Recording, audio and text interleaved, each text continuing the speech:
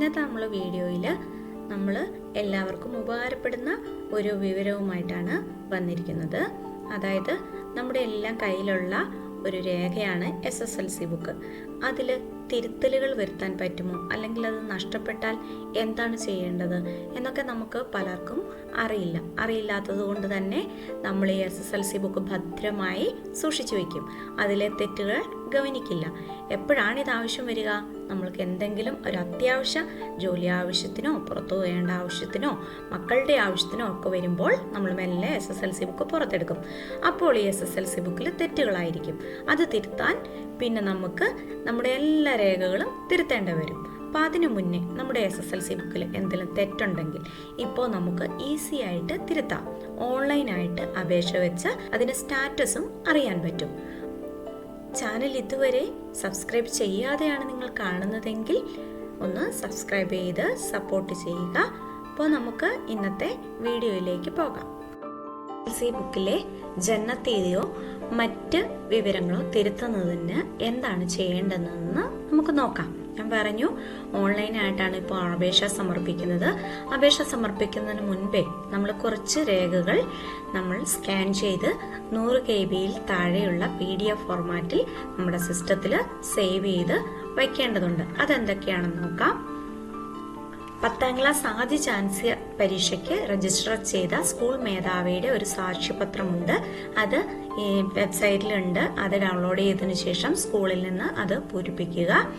അത് കയ്യിൽ കരുതണം. അതുപോലെ തന്നെ ജനന സർട്ടിഫിക്കറ്റിന്റെ ഒറിജിനൽ, പിന്നെ ഗസറ്റഡ് ഓഫീസർ നൽകുന്ന 1 and the same സർട്ടിഫിക്കറ്റ്. ഇത് എല്ലാവർക്കും ആവശ്യമില്ല. ജനനത്തീയതി മാത്രമാണ് നിങ്ങൾ തിരുത്തുന്നതെങ്കിൽ ഈ സർട്ടിഫിക്കറ്റിന്റെ ആവശ്യമില്ല.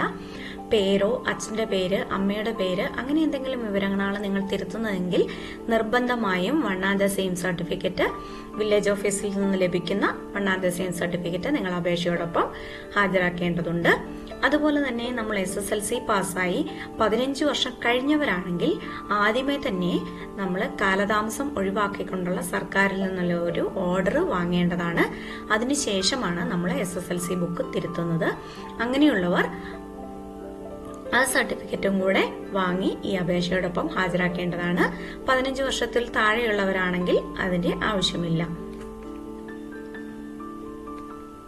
പിന്നെ മറ്റു ഭാഷകളിലെ രേഖകളാണ് സമർപ്പിക്കുന്നതെങ്കിൽ സ്റ്റേറ്റ് ലൈബ്രറിയുടെ കൺവേർഷൻ സർട്ടിഫിക്കറ്റും അപേക്ഷയോടൊപ്പം ഹാജരാക്കണം. പിന്നെ വേണ്ടത് അപേക്ഷയ്ക്ക് ഫീസാണ്. അത് നമുക്ക് ഓൺലൈനായിട്ട് തന്നെ അടയ്ക്കാവുന്നതാണ്. അപേക്ഷയോടൊപ്പം ജാതിയാണ് തിരുത്തേണ്ടതെങ്കിൽ ജാതി തെളിയിക്കുന്നുള്ള സർട്ടിഫിക്കറ്റ് ഹാജരാക്കണം. SC ST അപേക്ഷകർ ജാതി തെളിയിക്കുന്ന ജാതി സർട്ടിഫിക്കറ്റ് അപേക്ഷയോടൊപ്പം ഹാജരാക്കണം. ഇനി എങ്ങനെയാണ് അപേക്ഷ ചെയ്യുന്നതെന്ന് നോക്കാം. ആവശ്യമായ തിരുത്തലുകൾ ഏതൊക്കെയാണെന്ന് നമ്മൾ സെലക്ട് ചെയ്യണം. പേരാണോ, ജനനത്തീയതിയാണോ, അച്ഛന്റെ പേരാണോ, അങ്ങനെ നമ്മൾ സെലക്ട് ചെയ്യുക. അതിനുശേഷം കൺഫേം ബട്ടൺ അമർത്തുക.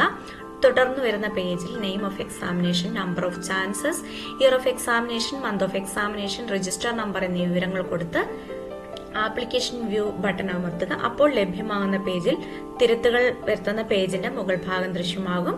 അവിടെ നിന്ന് പ്രൊസീഡ് ബട്ടൺ അമർത്തി അപേക്ഷകന്റെ വിവരങ്ങൾ കൊടുക്കുക. അപേക്ഷകന്റെ അടിസ്ഥാന വിവരങ്ങൾ, പേര്, മേൽവിലാസം, പിൻകോഡ് സഹിതം കൊടുക്കുക. ലിംഗം കൊടുക്കുക. രക്ഷകർത്താവിന്റെ പേര്, ജനനസ്ഥലം, ജില്ല, മൊബൈൽ നമ്പർ ഇവ രേഖപ്പെടുത്തുക. ആധാർ നമ്പർ ഉണ്ടെങ്കിൽ അതും കൂടെ കൊടുക്കുക. ഇനി അപേക്ഷകൻ ഗവൺമെന്റ് ഉദ്യോഗസ്ഥരാണെങ്കിൽ അവരുടെ ഡിപ്പാർട്ട്മെന്റ് ഡെസിഗ്നേഷൻ, ഒഫീഷ്യൽ അഡ്രസ് എന്നിവ കൊടുത്തതിനു ശേഷം SC ST ആണെങ്കിൽ S എന്ന് കൊടുക്കുക. തുടർന്ന് പരീക്ഷ സംബന്ധിച്ച് എവിടെയാണ് പരീക്ഷ എഴുതിയത്, ഏത് ജില്ലയാണ്, ഏത് സ്കൂളാണ്, രജിസ്റ്റർ നമ്പർ, മാസം, വർഷം ഇവയെല്ലാം കൊടുക്കുക. അതിനുശേഷം ജനന സർട്ടിഫിക്കറ്റിലുള്ള വിവരങ്ങൾ, ജനന സർട്ടിഫിക്കറ്റിൽ എന്താണോ വിവരങ്ങൾ അതും കൂടെ എൻട്രി ചെയ്ത് കൊടുക്കുക. ശ്രദ്ധിക്കുക, നിങ്ങൾ SSLC ബുക്ക് തിരുത്തുന്ന സമയത്ത് നിങ്ങളുടെ ജനന സർട്ടിഫിക്കറ്റ് ആദ്യമേ ഒന്ന് എടുത്തു നോക്കുക. അതിലെന്തെങ്കിലും തിരുത്തലുകൾ വന്നിട്ടുണ്ടെങ്കിൽ ആദ്യമേ അത് ചെയ്തതിനു ശേഷം മാത്രമേ SSLC ബുക്ക് തിരുത്താനായിട്ട് നിങ്ങൾ അപേക്ഷ വയ്ക്കാവുള്ളൂ. കാരണം ബർത്ത് സർട്ടിഫിക്കറ്റിൽ ഉള്ളതുപോലെ മാത്രമേ SSLC ബുക്കിൽ കറക്റ്റ് ചെയ്ത് കിട്ടുകയുള്ളൂ. ബർത്ത് സർട്ടിഫിക്കറ്റിൽ എങ്ങനെയാണ് തിരുത്തൽ വരുത്തേണ്ടത്, എവിടെയാണ് അപേക്ഷ വെക്കേണ്ടത്, എന്തൊക്കെ രേഖകളൊക്കെയാണ് വേണ്ടത് നമ്മൾ വേറൊരു വീഡിയോയിൽ പറയാം. ഇപ്പോൾ നമുക്ക് SSLC ബുക്കുമായിട്ട് ബന്ധപ്പെട്ട എന്തൊക്കെയാണ് ചെയ്യേണ്ടതെന്ന് നോക്കാം. ശേഷം 1 other same സർട്ടിഫിക്കറ്റ് ഈ അപേക്ഷയോടൊപ്പം ഹാജരാക്കേണ്ടതുണ്ടെങ്കിൽ അതിന്റെ സർട്ടിഫിക്കറ്റ് നൽകിയ തീയതി, സർട്ടിഫിക്കറ്റ് ആരാണ് ഇഷ്യൂ ചെയ്തത്, അതിന്റെ നമ്പർ, ഓഫീസറുടെ പദവി എന്നൊക്കെ കൊടുക്കുക. അതിനുശേഷം ജാതി തെളിയിക്കുന്ന സർട്ടിഫിക്കറ്റ് വെക്കുന്നുണ്ടെങ്കിൽ ജാതി SC/ST ആണെങ്കിൽ S1 ഓപ്ഷൻ കൊടുക്കുക. അതിനുശേഷം ഇപ്പോൾ നിലവിലുള്ള വിവരവും തിരുത്തേണ്ട വിവരവും കൊടുക്കുക. അതിനുശേഷം എന്തൊക്കെ രേഖകളാണ് നമുക്ക് അപ്ലോഡ് ചെയ്യേണ്ടതെന്ന് അവിടെ വരും, അതെല്ലാം അപ്ലോഡ് ചെയ്ത് കൊടുക്കുക. ഒന്നും കൂടെ നമ്മൾ കണ്ടിന്യൂ ബട്ടൺ പ്രസ് ചെയ്ത് കഴിയുമ്പോൾ നമ്മൾ നൽകിയ വിവരങ്ങൾ ഡിസ്പ്ലേ വരും. അതിനകത്ത് എന്തെങ്കിലും തെറ്റുണ്ടെങ്കിൽ തിരുത്തൽ വരുത്തിയതിനു ശേഷം സേവ് ബട്ടൺ ഞെക്കുക. അതിനുശേഷം പേയ്മെന്റ്, പേര്, തിരുത്തലിന്റെ വിവരങ്ങൾ എന്നിവ കാണിക്കും. ശരിയാണെങ്കിൽ പേയ്മെന്റ് ഓപ്ഷൻ ക്ലിക്ക് ചെയ്ത് നമുക്ക് പേയ്മെന്റ് അടയ്ക്കാവുന്നതാണ്. അപേക്ഷ സമർപ്പണത്തിന് ശേഷം ലഭിക്കുന്ന അപേക്ഷയുടെ പ്രിന്റ് ഔട്ടും ഒറിജിനൽ സർട്ടിഫിക്കറ്റും പരീക്ഷാഭവൻ ജോയിന്റ് കമ്മീഷണർക്ക് തുടർ നടപടികൾ സ്വീകരിക്കുന്നതിനായി താഴെ കാണുന്ന വിലാസത്തിൽ അയച്ചു നൽകേണ്ടതാണ്. Joint commissioner, Pareeksha Bhavan, Poojappura, PO Thiruvananthapuram 695012 എന്ന അഡ്രസ്സിൽ അപേക്ഷ ചെയ്തതിനു ശേഷം ലഭിക്കുന്ന പ്രിന്റ് ഔട്ടും സപ്പോർട്ടിംഗ് രേഖകളും അടക്കം അയച്ചു കൊടുക്കേണ്ടതാണ്. അപേക്ഷ സമർപ്പിച്ചതിന് ശേഷം നമുക്ക് അപേക്ഷയുടെ തൽസ്ഥിതി സൈറ്റിൽ നിന്ന് തന്നെ അറിയാവുന്നതുമാണ്. പരീക്ഷാഭവന്റെ സൈറ്റായ parikshavavan.kerala.gov.in എന്ന സൈറ്റിലൂടെയാണ് അപേക്ഷ സമർപ്പിക്കേണ്ടത്. അങ്ങനെ ഇന്നത്തെ വീഡിയോ നിങ്ങൾക്ക് ഉപകാരപ്പെട്ടു എന്ന് വിചാരിക്കുന്നു. നിങ്ങളുടെ അഭിപ്രായങ്ങളും നിർദ്ദേശങ്ങളും കമന്റിലൂടെ അറിയിക്കാവുന്നതാണ്. ഇനിയും ഇതുപോലെയുള്ള വിവരങ്ങളുമായി, പുതിയ വീഡിയോകളുമായി നമ്മൾ കണ്ടുമുട്ടുന്നത് വരെ ബൈ ബൈ.